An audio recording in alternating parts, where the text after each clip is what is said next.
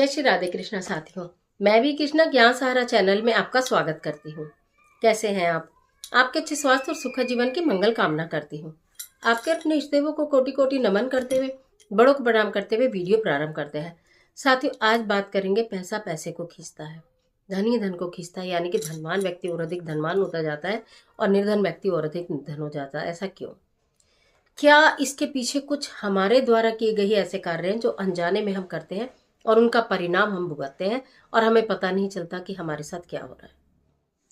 आज की वीडियो है हटकर, लेकिन आज की वीडियो ऐसी ही जानकारी लेकर है कि हम ऐसा अनजाने में क्या करते हैं कि हमारे घर में धन की हानि हो जाती है और हमारे घर में पैसा नहीं आता, और हम ऐसा क्या करें कि हमारे घर में पैसा अपरंपार आ जाए। आज की वीडियो में यही जानकारी लेकर मैं आपके बीच में, चलिए झटपट वीडियो प्रारंभ कर लेते हैं। लेकिन उससे पहले यदि अभी तक चैनल को सब्सक्राइब नहीं किया तो चैनल को सब्सक्राइब कर लीजिएगा और बेल आइकन का बटन भी प्रेस कर लीजिएगा, जिससे आने वाली वीडियोस का नोटिफिकेशन आपको मिले सबसे पहले। मैं आज बात कर रही हूँ पैसा पैसे को कैसे खींचता है, धन ही कैसे धन को खींचता है। धन का देखिए कोई पेड़ नहीं होता, ठीक है। हम मेहनत करते हैं, हमें अपने मेहनत का पैसा मिलता है, लेकिन फिर भी हमारे पास पैसे का अभाव रहता है। आजकल एक तो प्लास्टिक मनी का ज़माना हो गया, सब कुछ क्रेडिट कार्ड से चलता है, ठीक है। एटीएम कार्ड से सब कुछ चलता है, हमारे घर में पैसा आता ही नहीं। कितनी भी सैलरी आ जाए लेकिन हमारे घर में, हमारे हाथ में पैसा नहीं होता। हम जो भी भुगतान करते हैं वो कार्ड से करते हैं।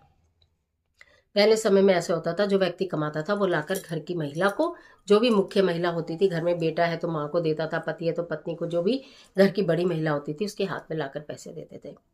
वो पैसे मंदिर में रखे जाते थे, भगवान जी के समक्ष वो पैसे रखे जाते थे और उनसे प्रार्थना की जाती थी, हे प्रभु आप ही की कृपा से हमें धन की प्राप्ति हुई है। फिर वहां से लेकर उसके उसके खर्चे किए जाते थे, एक लिमिट में खर्चे किए जाते थे।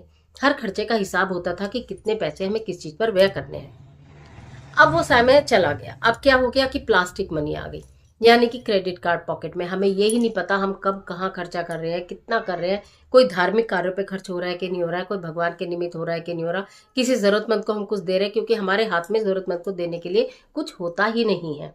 और जरूरतमंद व्यक्ति जो है उसके पास तो मशीन होती नहीं है कि आप स्वैप करके उसके अकाउंट में पैसा डाल देंगे। तो यहाँ ये कमी है कि हमारे पास पैसे का अभाव होता चला जाता है।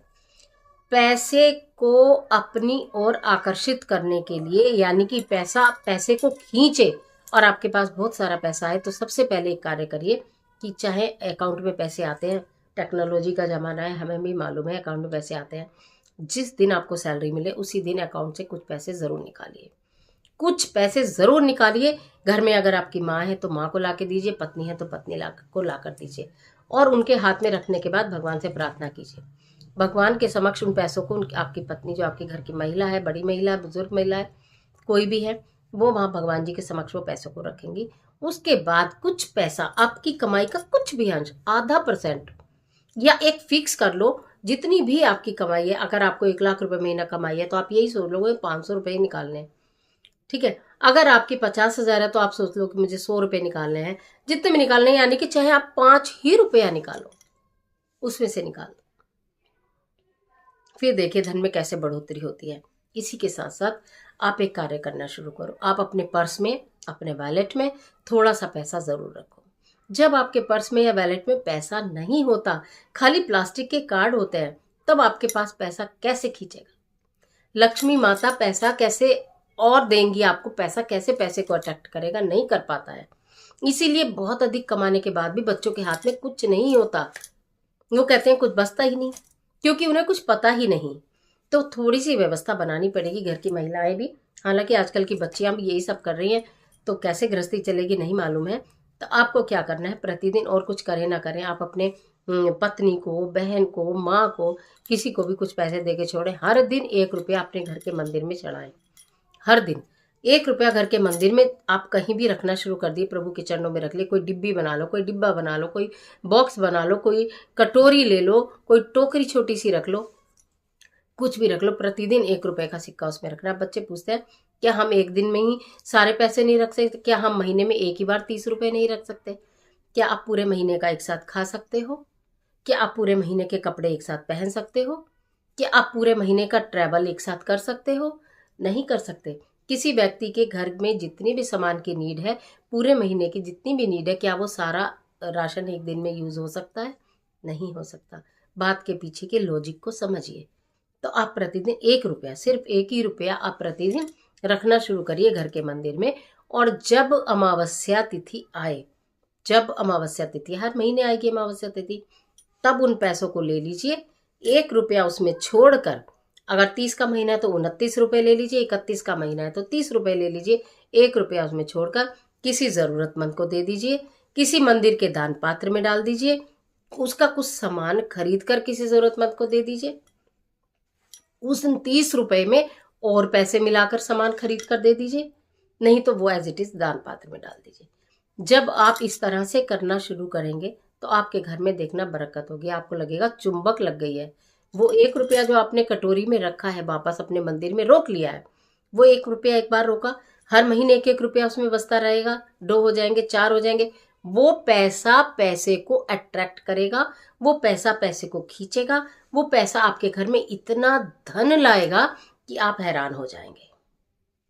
आप हैरान हो जाएंगे वास्तव में। अपनी नेक कमाई में से ज़रूर किसी ज़रूरतमंद के लिए कोई व्यवस्था करके दीजिए।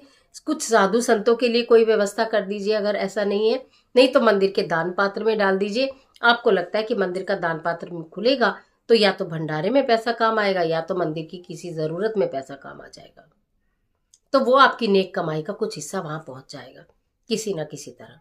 तो इसलिए आप अपने जीवन का एक उद्देश्य सिर्फ ये ना बनाइए मैं और मेरे, यानी कि मैंने जो कमाया है उससे मेरा भरण पोषण हो जाए, मेरे वालों का भरण पोषण हो जाए, बाकी हमें कोई लेना देना नहीं है। ऐसी सोच रखेंगे तो पैसा पैसे को नहीं खींचेगा। जितना है उतना लिमिट में ही रह जाएगा पैसा। हो सकता है शनय शनय वो कुछ कम हो जाए। तो इसलिए आप इन चीज़ों पर विशेष ध्यान दीजिए। निश्चित पैसा पैसे को खींचेगा।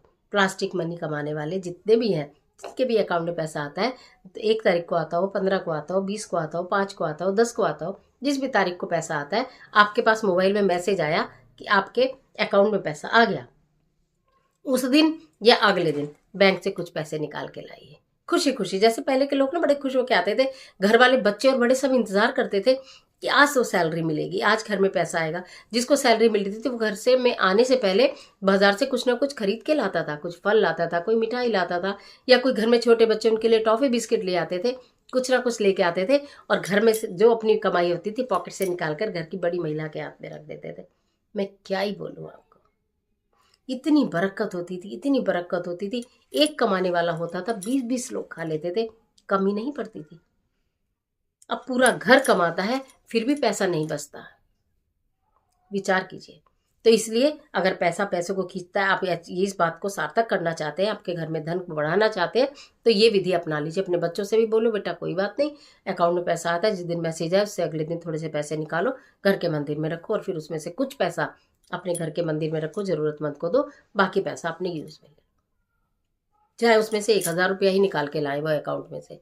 अब बच्चे बोलेंगे समय नहीं है, सबसे बड़ी बात यह है तो किसी से भी निकलवाएं, कुछ भी करें। कहने का मतलब है चाहे एटीएम से तो पैसे निकलते हैं ना, एटीएम से निकालें, लेकिन एक आदत में शामिल करें तभी पैसा बढ़ेगा। आज के लिए इतना, वीडियो बहुत लंबी हो जाएगी, लेकिन मैंने जो विशेष बात है उसका निचोड़ आप यही समझ लीजिए कि आपको जिस डेट को सैलरी मिलेगी उस डेट को पैसा निकालना है, मंदिर में रखना है, प्रतिदिन 1 रुपया मंदिर में चढ़ाना है, उसे दान पात्र में डालना है या जरूरतमंद को देना है, 1 रुपया अपने पास रोक लेना है, और कुछ ना कुछ अपनी कमाई का हिस्सा किसी नेक कार्य में खर्च करना है। जितना खर्च करोगे, जितने से मेरा मतलब ये नहीं सारा, जितना नेक कार्यों में खर्च करोगे, किसी जरूरतमंद की जरूरत पूरी करने में खर्च करोगे, उससे 100 गुना होकर आपको मिलने वाला है। आज के लिए इतना ही, इजाजत दीजिए।